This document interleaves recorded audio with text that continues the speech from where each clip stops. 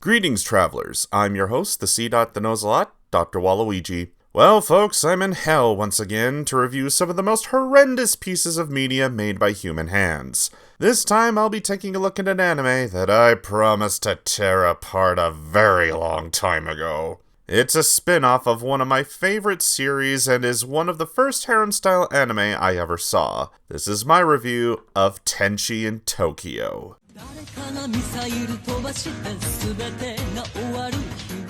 The Tenchi series began in the 90s as a 6-episode OVA titled Tenchi Muyo Ryo-Oki.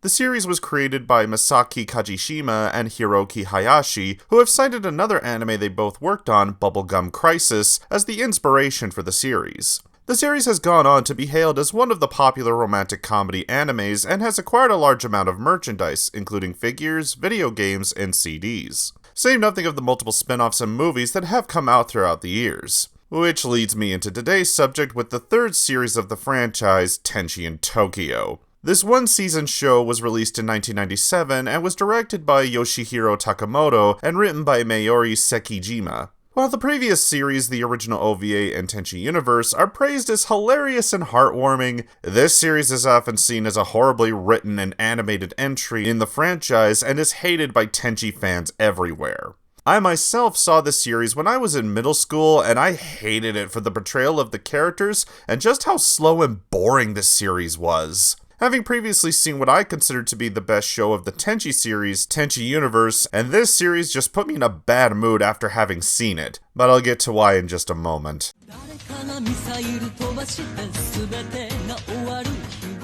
The premise of any Tenchi franchise focuses on a young man named Tenchi Masaki, who ends up getting involved with several alien girls, ranging from a space pirate named Ryoko, two space police officers named Kiyone and Mihoshi, a super genius scientist named Washu, and rounding out these characters are two princesses from the most powerful royal space family, Sasami and Ayeka.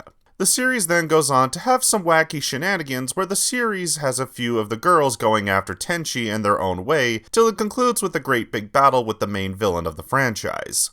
However, this version changes minor things about the series, ranging from Tenchi and his family to being Shinto guardians of Earth, rather than actually being members of Ayeka and Sasami's royal family, which has Tenchi leaving his home to go to Tokyo to study at a friend of his grandfather's shrine to become a better priest. The villain is also different, as she's a new character that is part of the planet that Ayeka and Sasami are from, called Jirai, who was sent to Earth for trying to conquer the planet, and now that she's been awakened due to a mishap with Ryoko and a necklace that Tenchi's mother owned, plans to start what she did on Jirai all of those years ago. Will she be able to conquer Earth, and how does Tenchi and the girls fit into her evil plan?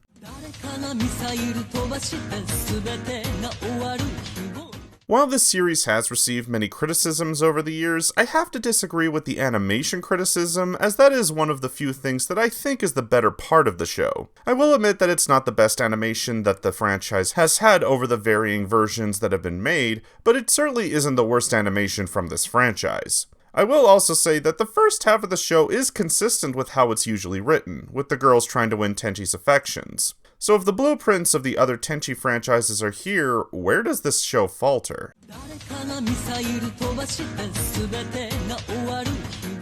The best way I can say why this show fails as a Tenchi series are these three reasons. Number 1, the bad writing.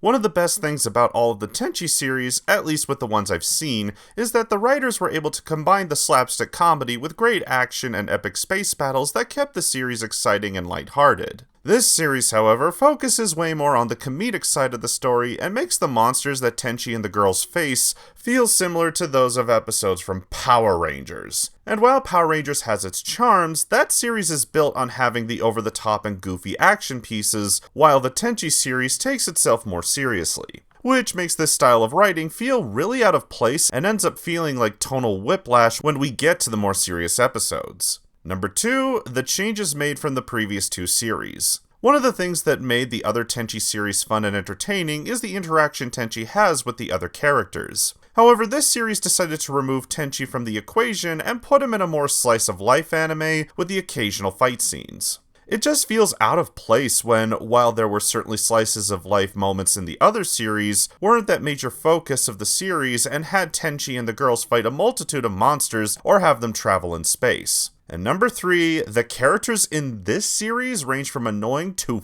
fucking awful. When it comes to the main 7 girls, they're all fine and fit the criteria that the previous series have set up, so I don't have as big an issue with them. However, the newer characters in the series aren't as well thought out and come across as either annoying, like Tenchi's friends, or as obvious henchmen that make you feel like you're waiting for a big surprise that's coming a mile away. But the worst part about the characters is Tenchi himself. I talked a bit about this in my top 10 worst male characters list, but now it's time to really get into why I hate this version of Tenchi.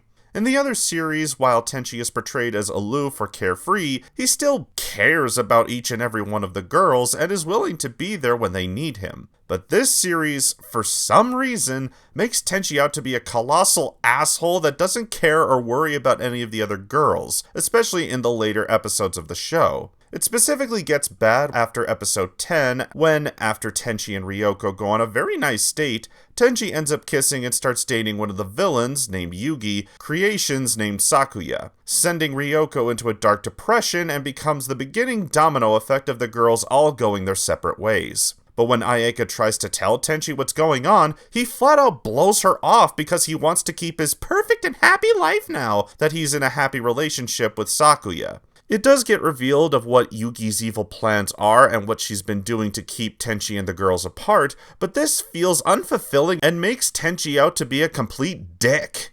I will say that a similar premise was done with the third of the Tenchi Universe movies, but watching this first made me hate how badly Tenchi was handled and just made the experience all the more worse.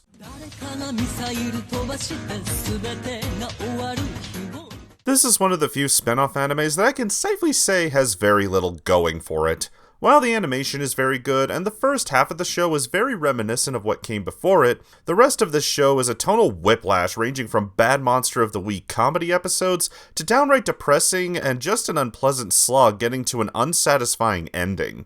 Overall, I give Tenchi in Tokyo a 3 out of 10. It's not the worst I've ever seen, but it put me in such a foul mood that it made rewatching hard for me to get through the entire show without screaming at the screen for how horrible Tenchi acts. Thanks for watching. I'm Dr. Waluigi. And remember, don't judge a book by its cover, cause you'll never know what's inside. Good night, everyone.